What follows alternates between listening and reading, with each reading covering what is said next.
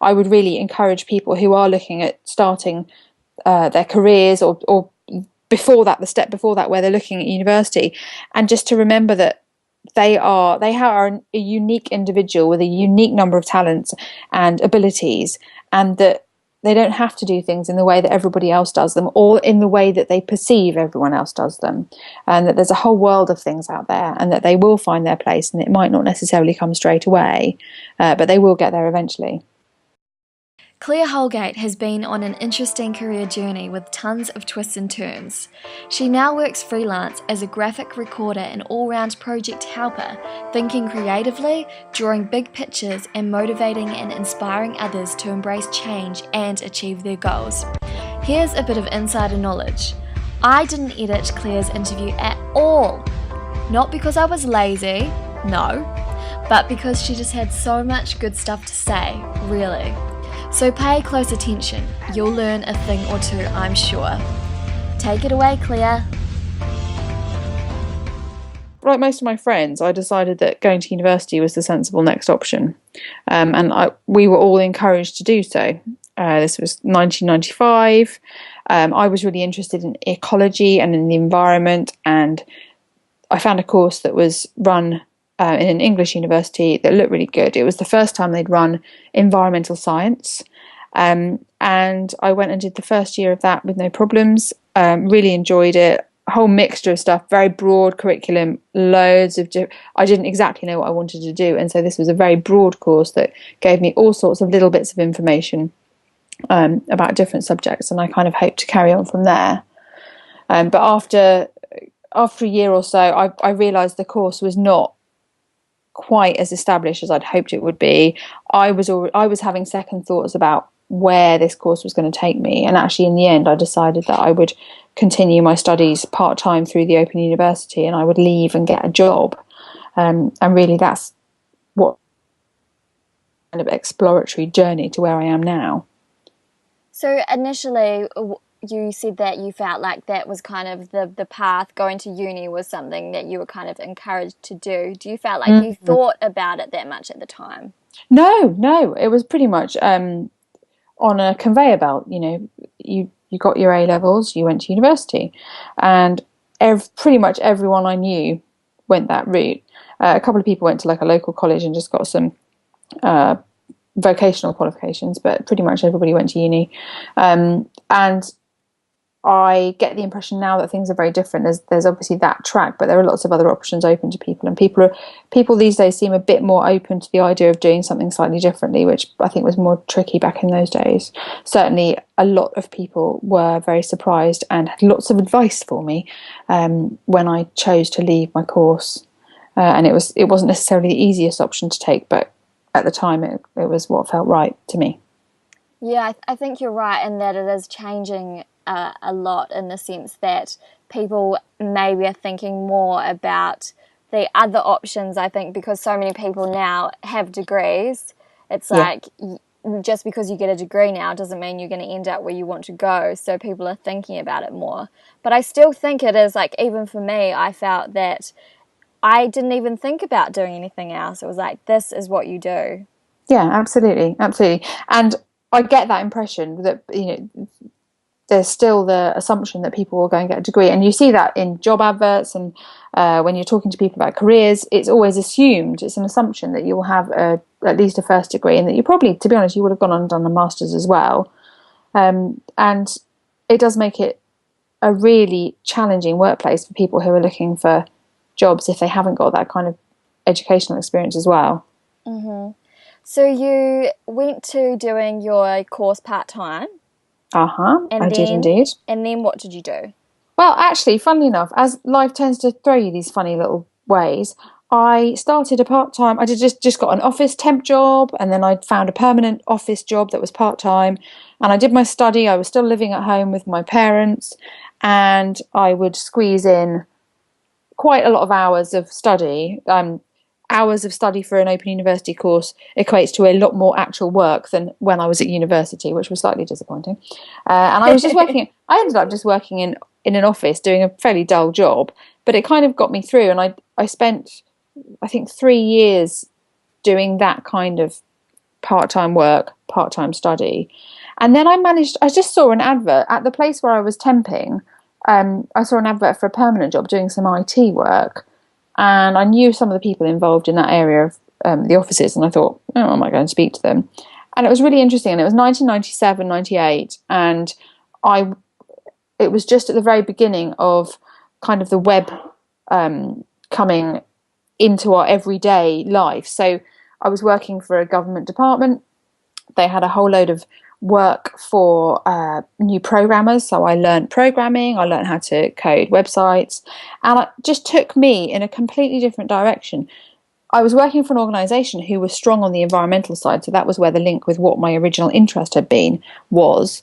But it just took me off into doing something completely that I would never have imagined in a million years. And I think that was just luck on the part of me being in the right place at the right time. And I think a lot of these decisions, a lot of the way that I've lived my life has actually been, it's boiled down to a few chance decisions, chance happenings, where, right place, right time, or the right person who you happen to be speaking to, and someone mentions an opportunity, and you just are open-minded enough, or in the fortunate position that you're able to go, actually, yes, I am going to go through that door, I am going to do that thing, and I'm going to see where it takes me. So I spent the best part of 10 years, just under 10 years, 8 years maybe, working in IT. And I was a programmer. I was a web application developer. I really enjoyed it. I worked with some absolutely brilliant people. And there was always a bit of a link to the stuff that I was interested in, because the website work that I was doing was related to the environment and farming and agriculture and food. And then I was getting on so well with the IT job that I decided I didn't really need to finish my degree, which was an interesting thing. And I actually took a 5-year break on my Open University studies. But in doing part-time study through the Open University, it does allow you to have that break. So for me, my degree rattled on for 8 years, I think, in the end. Actually, maybe even 10 by the time I actually graduated. But it had kind of evolved with me. And so the sorts of courses that I was doing changed slightly. And it always had an environmental and a science focus. I actually ended it on courses relating to the internet and using the IT skills that I picked up along the way. So it was a very functional degree and very helpful and useful to where I'd got to. So completely different to the standard traditional route, but I kind of got there in the end, and so I got the degree that I wanted. I think that's really fascinating to see it from that point of view, as in you were at uni, you left, you went out and saw the kinds of skills or the kind of areas that you wanted to learn more about, and so you angled your degree that way, which is actually a really smart way to go about it. And I have to say, it was completely unintentional, and in hindsight, it does look incredibly smart, and I would thoroughly recommend it to anybody. But at the time, I think I was just kind of going with it, with the options available, and hoping for the best. Yeah.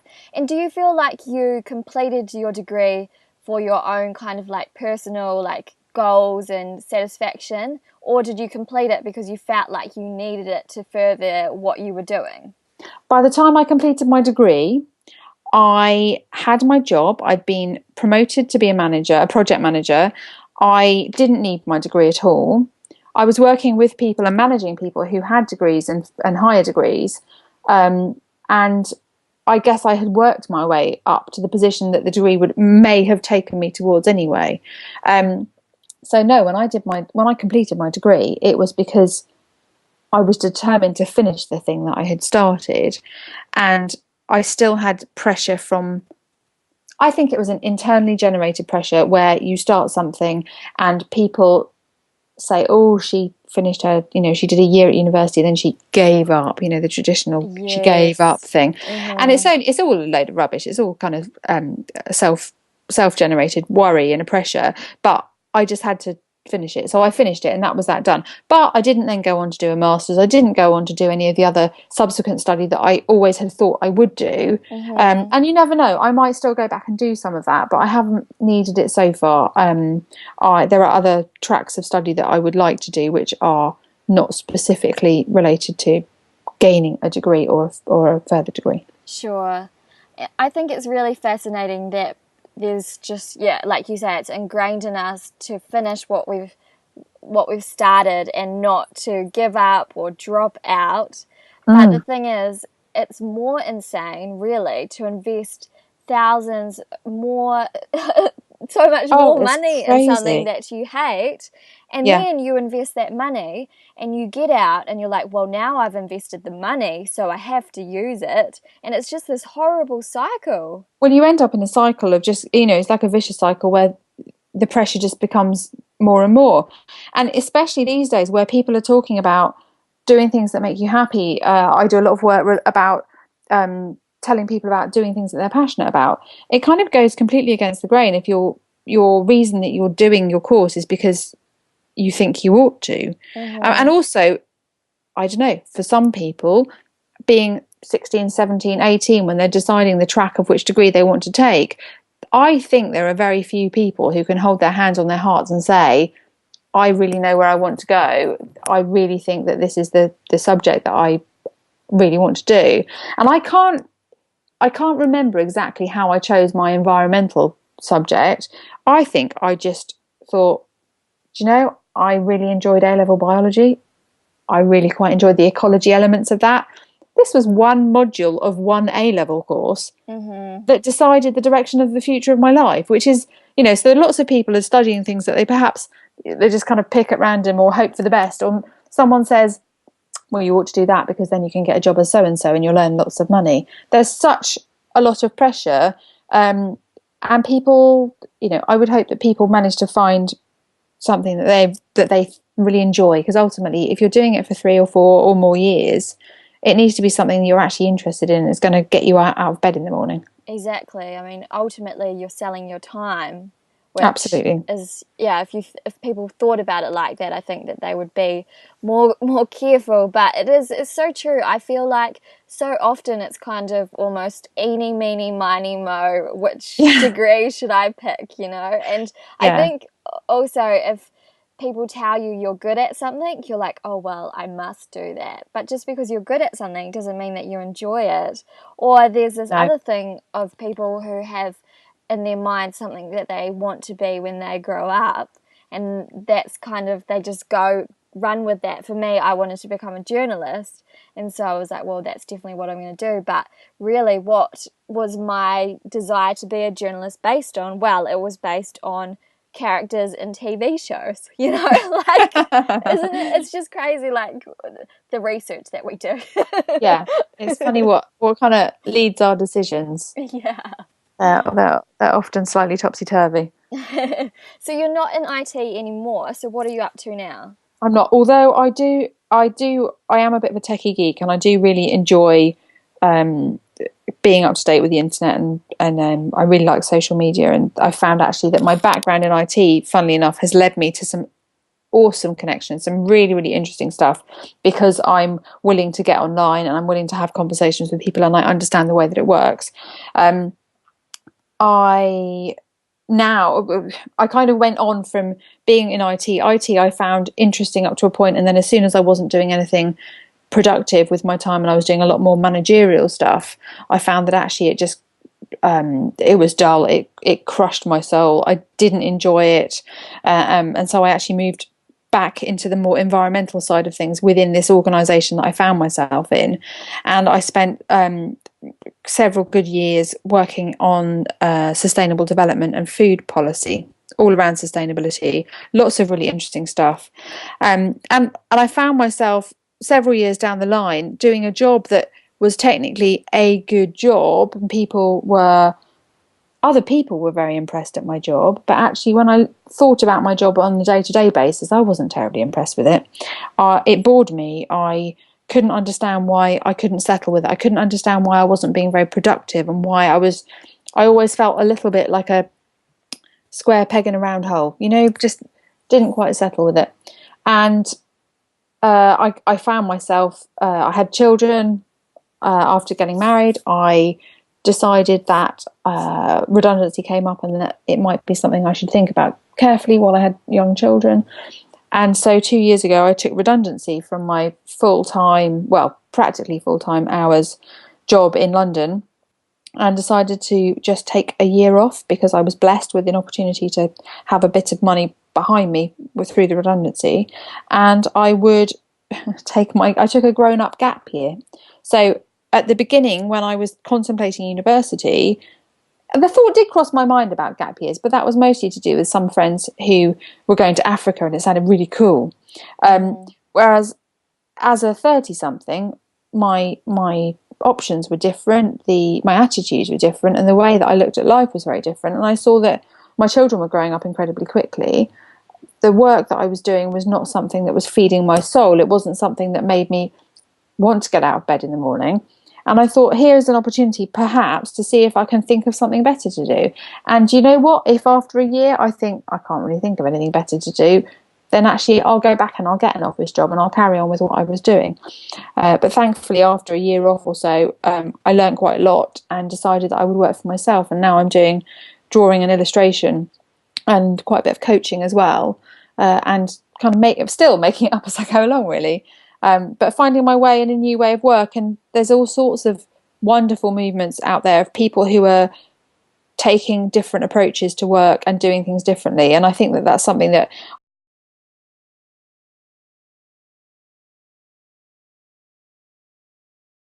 I would really encourage people who are looking at starting their careers or before that, the step before that, where they're looking at university, and just to remember that they are a unique individual with a unique number of talents and abilities, and that they don't have to do things in the way that everybody else does them or in the way that they perceive everyone else does them, and that there's a whole world of things out there and that they will find their place, and it might not necessarily come straight away, but they will get there eventually. I love that, and I think that there is a sense of urgency when you leave school because people are like, oh, what are you going to do? You know, you're an adult now.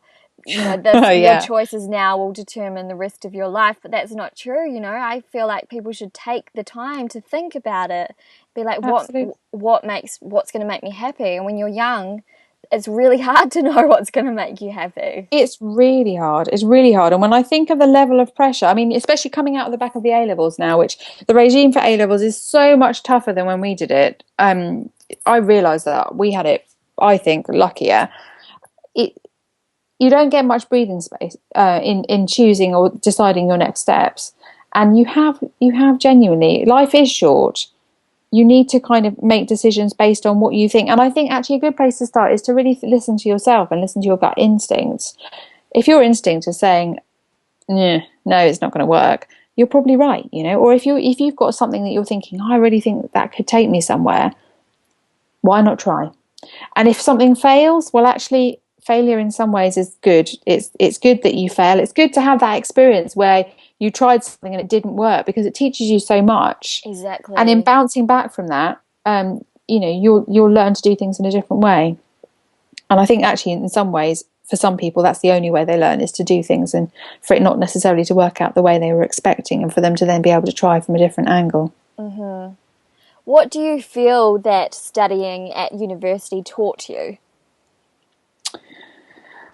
That is a really difficult question, because my initial answer that I want to say is not much, which I realise doesn't sound terribly enthusiastic nor supportive for people who are in that space at the moment. It taught me a really important lesson of living away from home.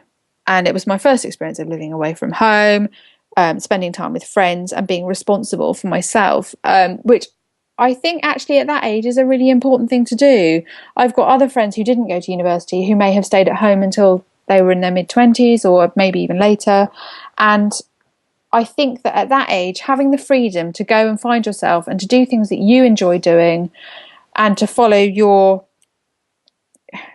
kind of own way, I think that's really important. And that was really valuable to me. So that is something that it did teach me. It also taught me quite a lot about environmental science for the short time I was at the traditional university. That's good. That's what your degree was in. That's it. But it taught me responsibility, I guess. It taught me responsibility, and I carried that with me. And it also gave me more of a thirst for learning in a slightly different way to what had, obviously been the school route before that.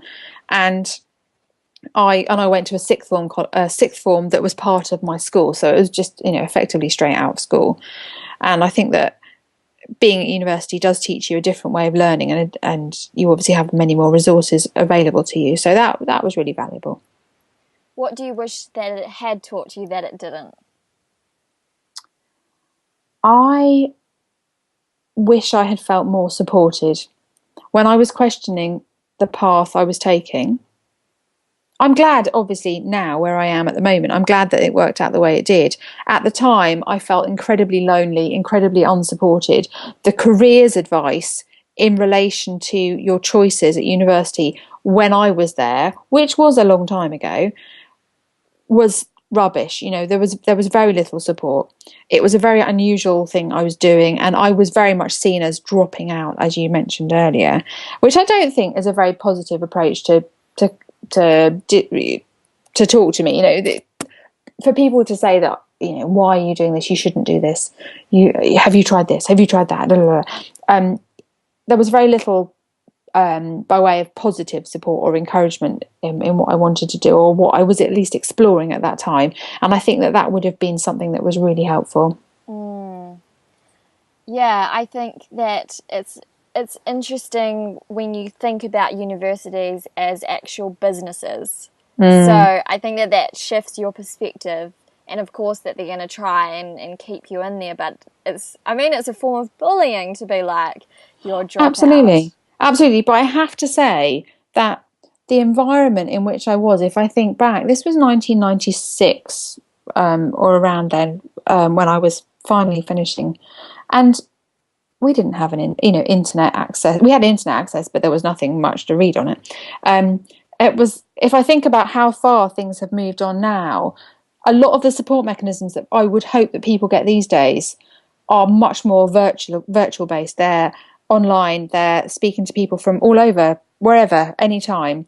There's so much more information available now that people's decisions are so different to the way people make decisions now, I assume, is much more different to how it was when I was at university. And I really hope that people get that kind of level of support, but also that they can see through the internet, through websites, through movements online, that there are lots of opportunities and lots of different avenues that people can take. And I think that's the biggest change that's happened in the last kind of 15, 20 years or so. Yeah, 18 years. Scary. Time. So yeah, it's something that things have moved on, and I hope that attitudes have changed also. If you could speak to your younger 18-year-old self, what would you tell her? I would tell her to not spend so much money on alcohol. and that I might need some of that money. No, in all seriousness, I would tell myself that I shouldn't worry, and that things would work out, and that I was doing the right thing in just doing the best that I could, and that all you can do is do the best that you can do, and that actually things would work out fine in the end. And I think I would be that supportive hand on the shoulder.